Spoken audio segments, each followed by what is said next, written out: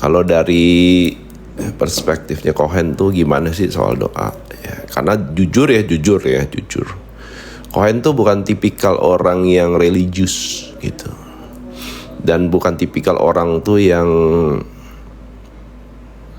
ritualnya itu kenceng, enggak. Rada males. Cohen tuh rada males. Tetapi justru kemalasan itu tuh menjadi alasan untuk menggali sisi lain dari doa gitu. Ya. Nah, makanya tuh jadi saya tuh gali lagi nih gitu ya. Gali lagi mengenai yang namanya itu doa tuh kayak gimana sih gitu. Nah, ternyata yang keluar tuh kan adalah doa sebagai bentuk koneksi.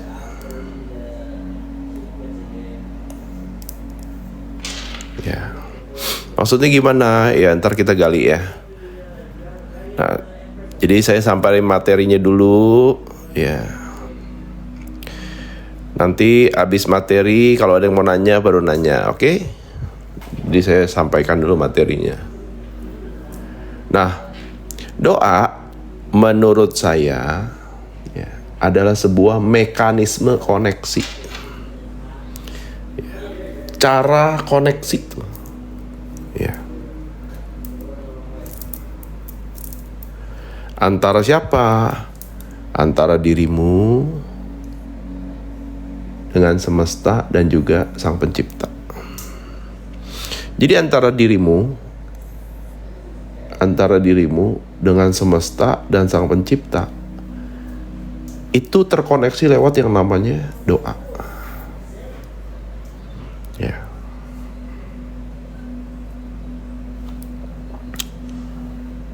Lalu jika berangkat dari perspektif ini, maka cara kita berdoa seharusnya tidak pernah dimaksudkan untuk memohon, ya, meminta, atau menyuruh secara halus kepada Tuhan untuk ikut campur dan membereskan masalah-masalah kita yang sebenarnya berasal dari pilihan kita sendiri. Nah, menarik nih kalau diajak ke perspektif ini.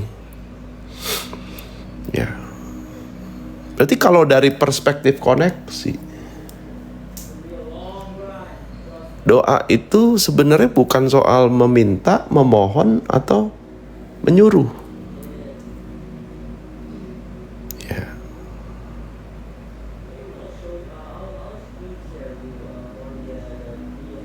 Kenapa? Karena sudah ada sistem di semesta ini,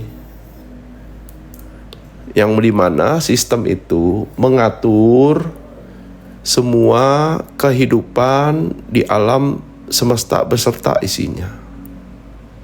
Yang bikin sistem siapa? Ya, yang bikin sistem itu adalah Tuhan itu sendiri. Jadi Tuhan membuat semesta sebagai sistem yang mengatur semua yang ada di kehidupan ini. Salah satunya adalah dirimu gitu. Ya. Dan menurut saya itu bukan cara kerja atau mekanisme doa. Jadi memohon, meminta, itu bukan mekanisme doa sebenarnya. Bukan cara kerjanya doa. Kalau menurut Cohen ya. Nanti teman-teman silakan ya, kalau mau berdiskusi gitu.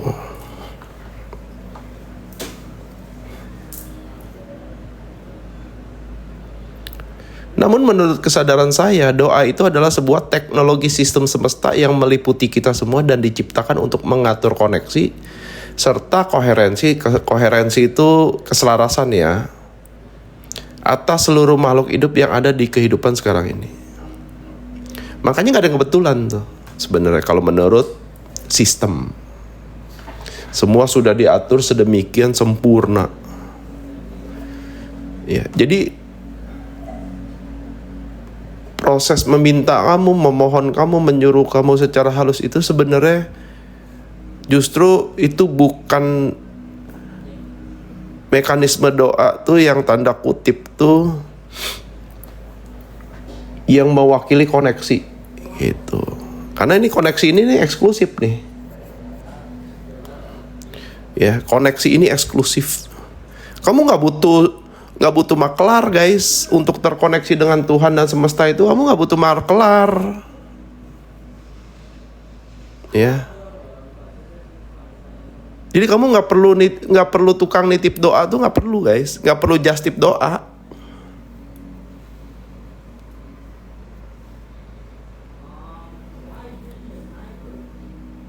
Kenapa? Karena kamu punya koneksi langsung, yaitu namanya doa.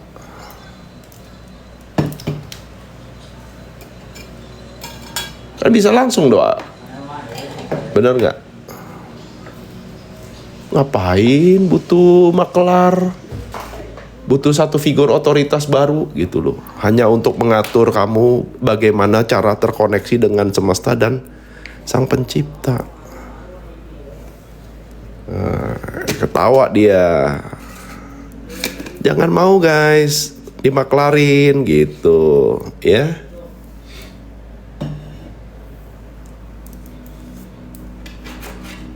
Gak perlu minta didoain. Iya bener, sebenarnya gak perlu.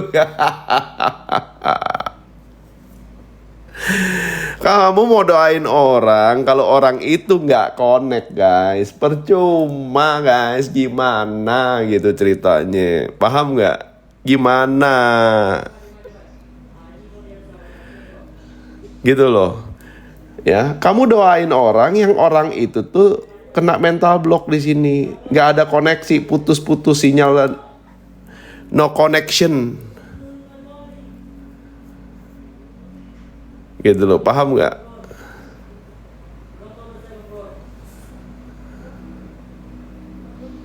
Nah kalau orang terkoneksi, ini koneksi, orang ini koneksi juga, ini koneksi, ya.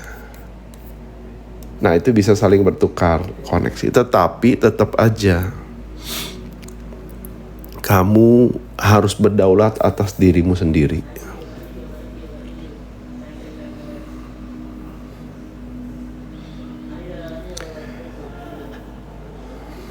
Dan begitu juga cara kesadaran berkomunikasi dengan medan energi Tuhan. Ya, jadi alam semesta ini kayak medan energi. Ada satu medan energi gitu ya, yang disebut medan energi Tuhan yang selalu meliputi kita semua gitu ya.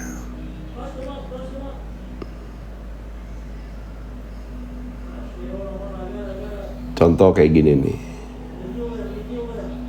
Jadi pernah dengar nggak Tuhan itu meliputi gitu? Pernah dengar nggak?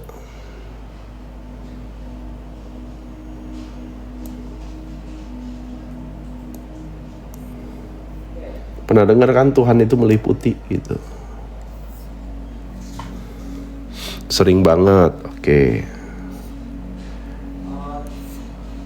Tapi tahu nggak, mental blockmu itu akan menjadi hijab sehingga liputan itu tuh. Jadi di luar-luar ini nih sebenarnya medan energinya nih.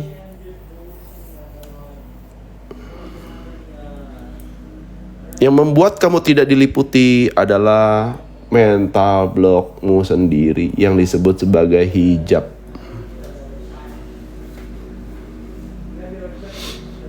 Ya. Mental block itu terdiri dari apa? Luka batin, lalu yang namanya trauma, dogma, doktrin, ya, belief system yang salah, ya, tidak mengenal diri gitu loh. Itu mental block. Ya. Makanya medan energi yang meliputi itu kayak kamu di dalam air, tapi kamu nggak sadar, ikan tuh nggak sadar lagi di dalam air, paham nggak? Padahal energi Tuhan, medan energi Tuhan itu meliputi si ikan kayak air gitu loh, ngerti nggak?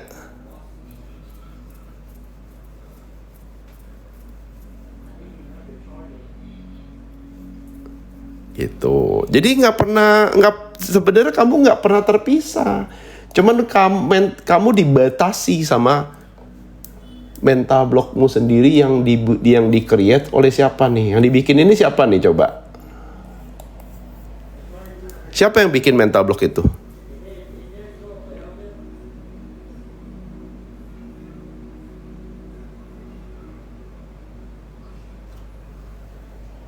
Ego dan pikiran atau diri palsu.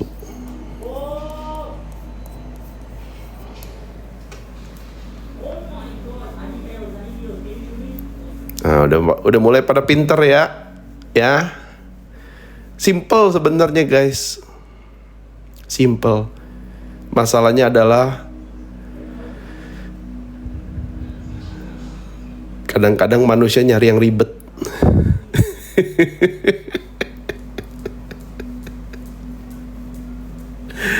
Ya, begitu terlepas, si ikan itu kan tinggal berenang, benar nggak? Nggak ada yang menghalangi dia gitu loh, dengan medan energi Tuhan. Kalau diri kita apa? Nafas.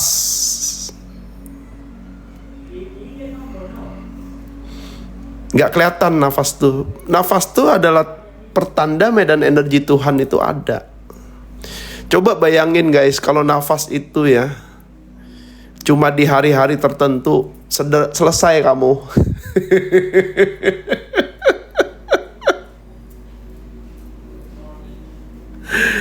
Aduh, selesai nggak? Selesai.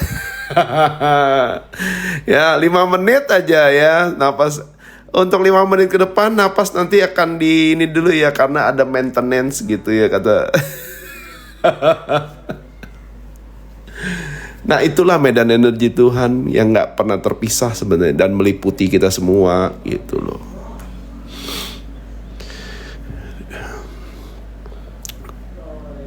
Jadi cara kesadaran berkomunikasi dengan medan energi Tuhan yang selalu meliputi kita semua, tetapi agama melatih kita untuk berdoa dari level kekurangan, keterpisahan. Ya, sehingga interpretasi doa itu turun derajat menjadi transaksional.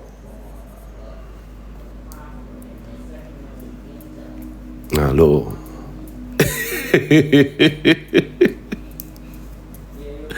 Ayo lo. Wah, ini nih mulai nih. Maksudnya gimana itu? Ya kan?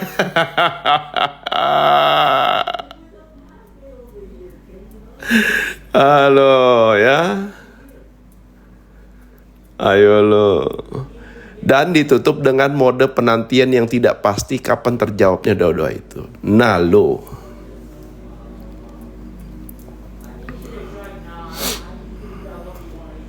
Jadi apakah seorang agnostik yang tidak menganut sebuah agama tidak bisa doanya itu tidak dijamah atau tidak didengar guys? Ayo.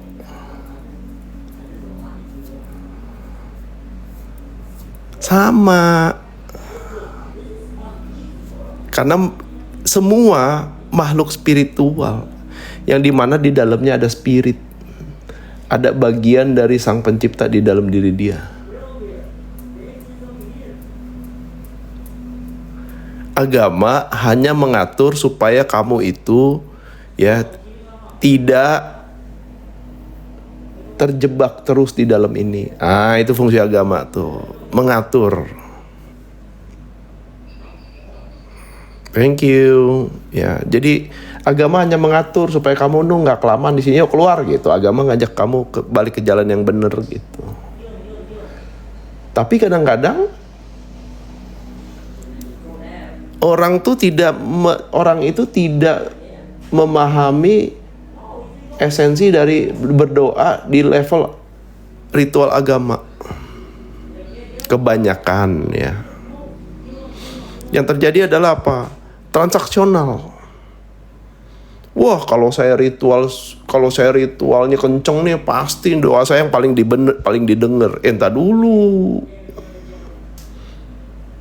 Kalau saya tambah lagi doanya nih pasti nih. Enggak gitu. Kenapa? Karena hubunganmu dengan semesta dan juga sang pencipta itu adalah hubungan yang aksi reaksi. Makanya kamu disuruh berlomba-lomba aksi kebaikan, bukan aksi ritual, guys. Gitu loh.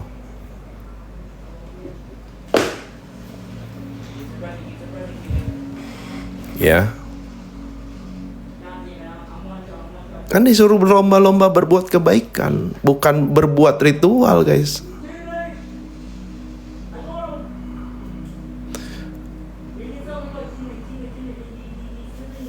Ya. Doa kita itu berhubungan dengan spirit kita nggak kok? Betul. Jadi doa itu soal koneksi. Balik lagi koneksi ya. Di saat kita ini dikuasai oleh diri palsu, ego dan pikiran, ya, sehingga di dalam diri kita itu ada sisi jiwa dan spirit yang tidak terkoneksi. Makanya lewat doa itu bisa membawa kita kembali lagi connect ini, dan ini bisa connect dengan semesta dan sang pencipta. Karena kalau doa yang make adalah ego dan pikiran, jadinya pasti transaksional. Transaksi. Minta ini, minta itu. Kan saya udah ritual nih, udah puasa nih, gitu. Ya, tapi aksinya nggak ada, guys. Padahal apapun itu soal kepantasan diri. Jadi aksi itu sebuah proses memantaskan diri sebenarnya. Kenapa? Karena dia maha adil. Dan dia tidak bisa menggugurkan itu, gitu loh. Hanya karena kamu ritualnya, gitu.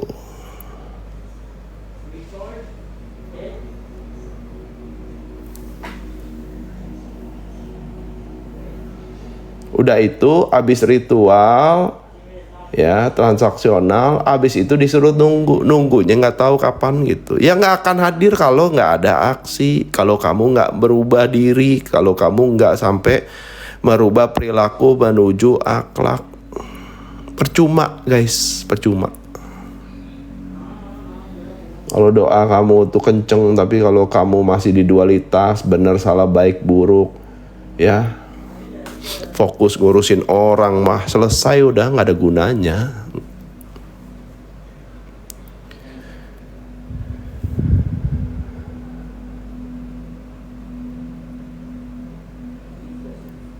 Boleh minta sembuh atau gimana? Nah, dengan koneksi itu, dengan kamu koneksi, dengan kamu connect,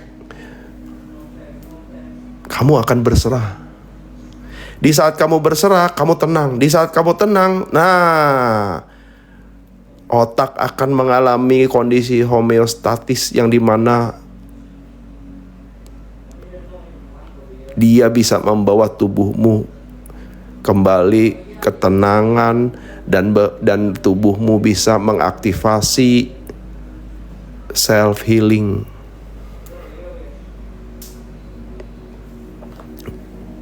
Jadi tubuhmu tuh sebenarnya tuh punya kemampuan untuk nyembuhin diri sendiri, gitu. Masalahnya kamu nggak pernah bisa tenang. Jiwamu tuh dikuasai pikiranmu. Ya, mikirin ini, mikirin itu, gitu. Duduk tenang aja tuh nggak bisa. Ingin ini, ingin itu.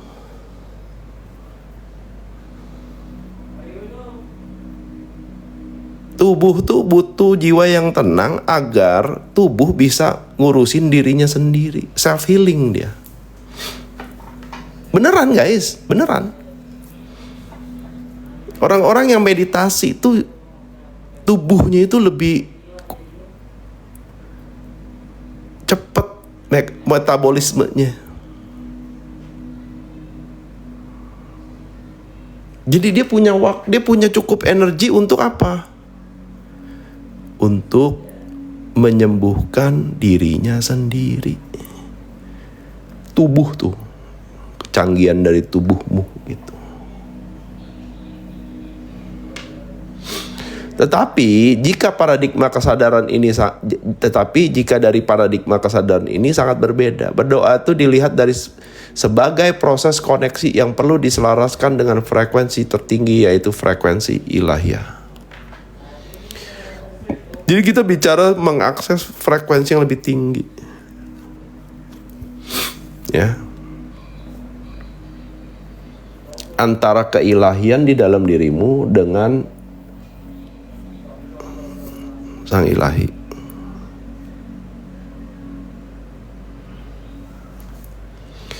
Jadi tujuan dari doa dilihat sebagai rekoneksi, ya, dan keselarasan, dan bukan soal bertanya atau berharap itu akan terjadi gitu loh.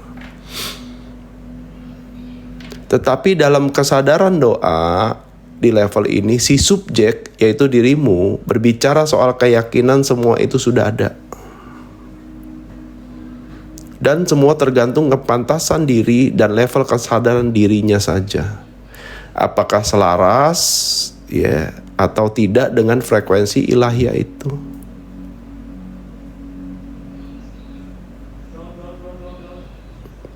Jadi tujuannya untuk connect dan masuk ke frekuensi yang lebih tinggi. Di frekuensi yang lebih tinggi itu, ya, misalnya yang kamu kenali soal sifat-sifat Tuhan Maha Pengasih, Maha Penyayang, itu bisa terakses, guys.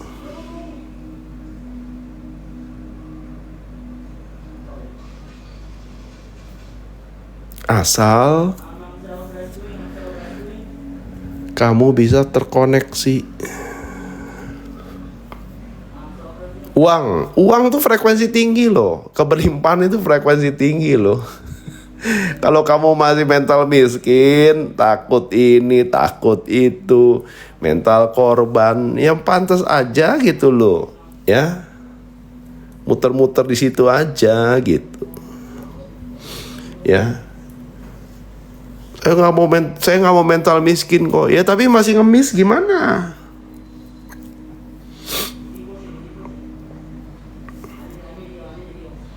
Saya mau sehat kok gitu. Iya tapi kalau kamu nggak pernah olahraga, nggak ngurus tubuh, gimana bisa sehat gitu loh. Artinya kan butuh aksi semuanya.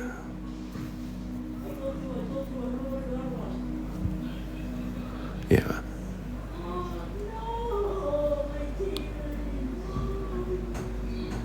Mengemis cinta ya sama lah, gimana sih? Aduh, pokoknya kalau udah mental pengemis udahlah ya.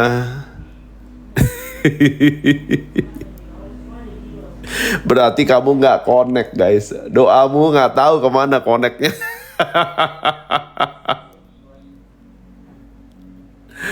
Aduh, ya.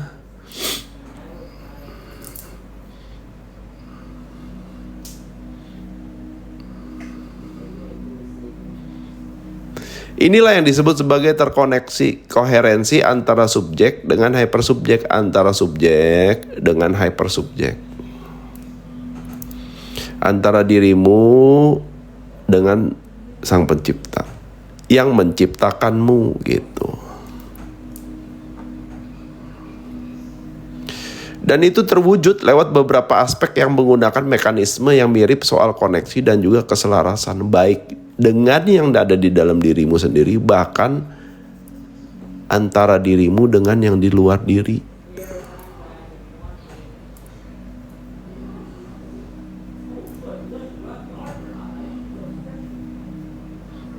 Berdoa yang benar gimana? Berdoa yang benar itu diawali dengan yang namanya bersyukur.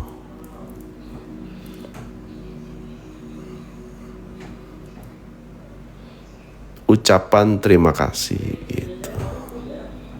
Kalau mental kaya masih punya cicilan bulanan nggak? Masih, tapi nggak ketakutan gitu loh. Dia tahu Uangnya ada, dicicil tuh karena ya biar ngatur aja lah, biar santai.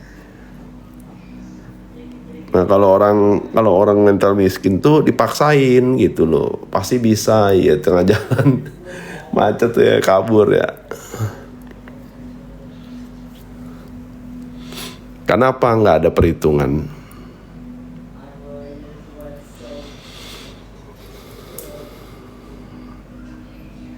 Jadi koneksi dan keselarasan baik yang di dalam dirimu sendiri, bahkan antara dirimu dengan yang di luar diri. Contoh ya, dalam ilmu fisika ya, pengamatan atau fokus meruntuhkan probabilitas ya. Paham nggak maksudnya?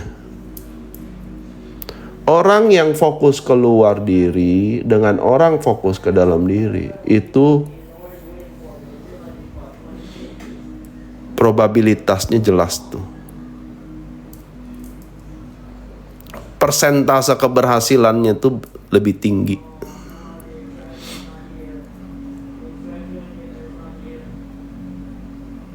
Tapi bukan untuk meraih sesuatu, tapi untuk terkoneksi dan selaras loh ya. Kalau beli barang boleh nawar nggak? Ya itu kamu berarti nanti giliran nanti dagang siap-siap ditawar-tawar. Ya. Karena kalau kamu fokus keluar, dirimu nggak ada. Di saat kamu fokus ke dalam diri, yang di luar itu gak eksis.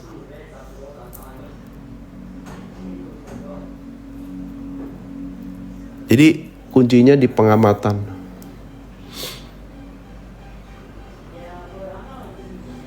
Yang kedua, dalam ilmu syaraf tuh belief system dan emosi mengaktifasi otak. Otak akan mempengaruhi organ. Organ akan mempengaruhi tubuh. Tubuh akan mempengaruhi mental. Nah, belief systemnya apa nih? Kalau belief systemnya adalah negatif, connect sama yang negatif, otak kamu jadinya itu negative thinking terus.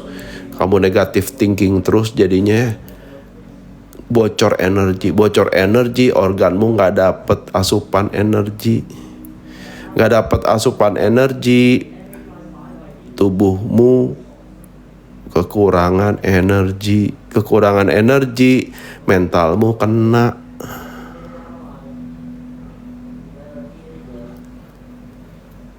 Dan kalau dalam kitab-kitab suci, keyakinan imanmu dapat merubah realitamu sendiri. Yakin nggak kamu sama dirimu sendiri gitu.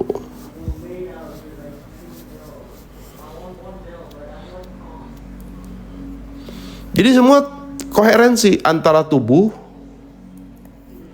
ya, antara tubuh, jiwa dan juga spirit. Ini terkoneksi semua. Kalau meragukan diri sendiri, ya sudah. Jangan heran kalau orang tuh suka meragukan dirimu, nggak percaya sama kamu. Karena yang di luar cuma cermin.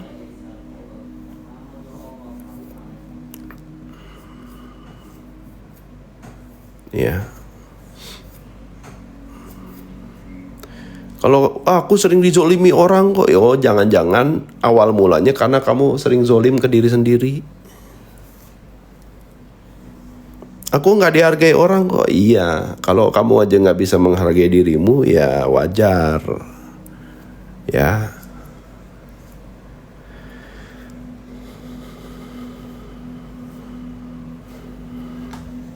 Jadi itu soal koneksi, keselarasan gitu loh. Jadi doa bekerja ketika tubuh, hati, dan pikiranmu setuju dan sepakat serta menerima dengan kenyataan realita di saat ini. Jadi kuncinya penerimaan nih.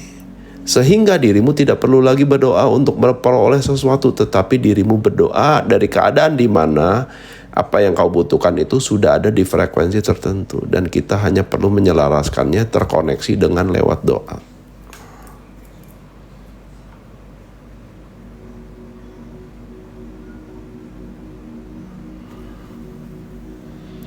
Rasa syukur seharusnya dihadirkan di awal-awal doa, karena rasa syukur adalah sebuah sinyal soal penerimaan. Dan ini membuat ketenangan datang sebelum kata-kata. Jadi sebelum kamu berdoa menggunakan kata-kata, syukurnya dulu dihadirin sebagai bentuk penerimaan yang membuat jiwamu tenang, sehingga tubuh, hati, pikiran sepakat menerima kenyataan. Ridho.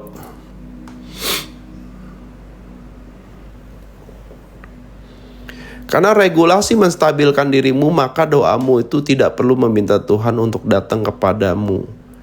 Tetapi ini soal menyelaraskan dirimu dengan medan energi Tuhan yang sudah meliputi dirimu. Jadi bikin kamu tuh keluar nih dari mental block nafsu-nafsu keinginan, nafsu amarah, keluar dia. Dan mulai kembali terkoneksi dengan medan energi yang meliputi. Cuman kitanya aja yang membatasi gitu loh. Dan begitu kau memahami mekanisme itu, maka doamu tidak perlu berulang-ulang dan cukup terkoneksi dan berserah. Sehingga di realitamu, kamu cukup berusaha untuk memantaskan diri dan terus berada di frekuensi tersebut, dan lihat saja hidup Anda akan berubah dengan sendirinya. Makanya hadir di present moment di sini saat ini sekarang tuh penting, guys. Gitu loh. Kenapa? Karena pada saat kamu bisa menerima dan kamu berserah dan kamu bersyukur, urusan besok itu semesta sistem yang ngatur, guys. Urusan masa lalu ya udahlah, ambil pembelajarannya, selesai udah. Kamu cuma hadir di sini saat ini sekarang gitu loh. Karena sistem, semesta itu sistem. Kalau di Islam namanya sunatullah gitu loh. Sunatullah itu kan tergantung ya, tergantung frekuensi kamu ya. Kalau kamunya ngeluh, ya udah, sistemnya akan mengatur, menghadirkan realita yang sesuai dengan keluhan-keluhanmu itu. Makanya orang ngeluh cenderung ngeluh lagi gitu loh, paham nggak? Yang dialami itu kejadian-kejadian yang bikin dia terus-menerus mengeluh gitu. Kalau jodoh nggak usah dicari sesuai kepantasan diri. Kalau kamu paksain nyari, sama aja. Nggak mungkin lebih baik dari kamu kok. Orang satu frekuensi, kamu gimana? Ya.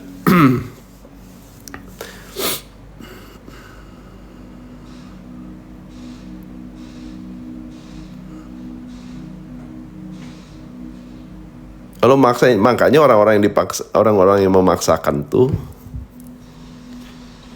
yang terjadi adalah apa? Nggak nerima, guys. Lah kata sistemnya lah, kan ini kan kamu memang di sini levelnya kepantasan dirinya gitu loh. Soal kayak soal kerjaan, dicari nggak? Mantesin diri aja gitu loh.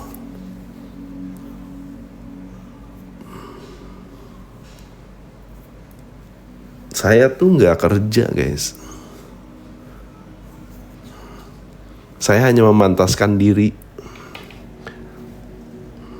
Terus duitnya gimana kok? Ya datang sendiri sesuai kepantasan diri. Itu saya ada posting story pagi-pagi udah nanya, koen udah BCA nggak gitu. Loh, saya mau transfer katanya buat traktir kohen. Loh. Ayo. Saya nggak bohong loh. Ya kan? Waduh, tapi adanya mandiri, nggak apa-apa kok. Nanti Koko makan nih, pergi makan enak. Oke. Terima kasih katanya. Ya udah, terima kasih. Ngomong apa guys? Aduh, ya.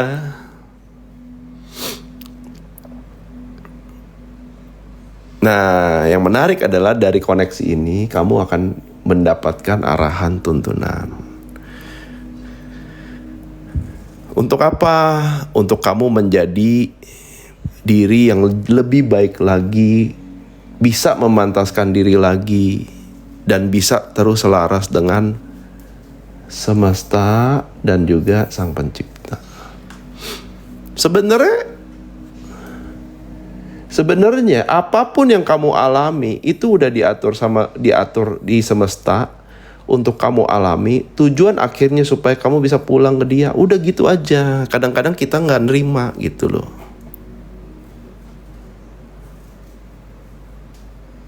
Ya.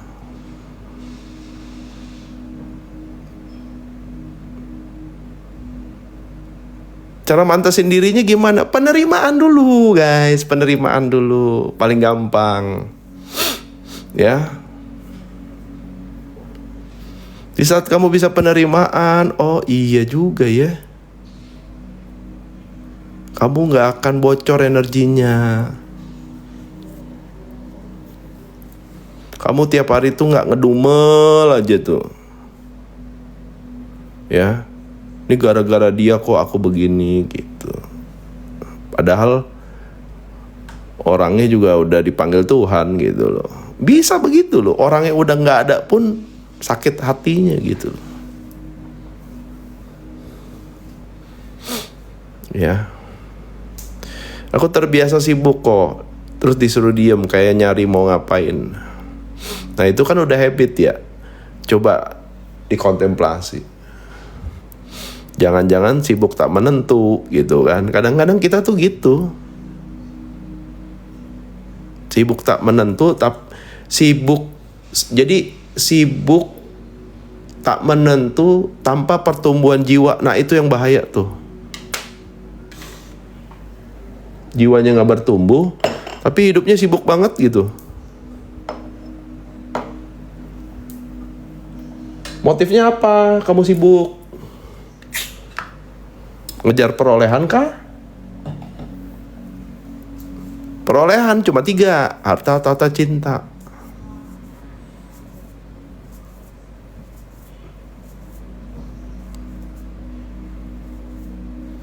Tahu jiwanya bertumbuh atau bertumbuh tidaknya dari mana kok? Ya semakin hari jiwamu makin tenang, gak ngurusin yang di luar diri gitu.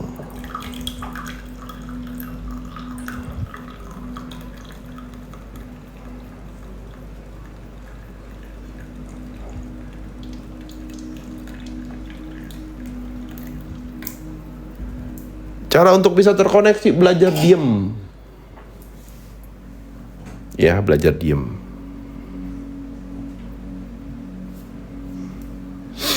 Belajar diem, belajar nerima, belajar tenang.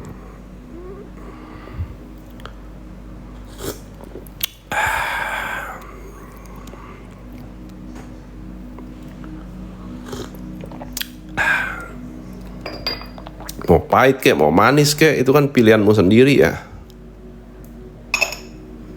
Itu udah ada sistem gitu.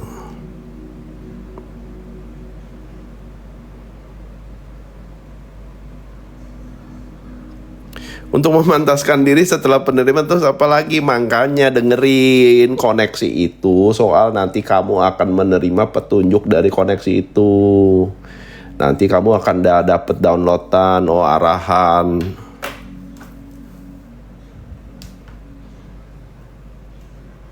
Ngapain buru-buru gitu loh, nanyain terus ngapain lagi.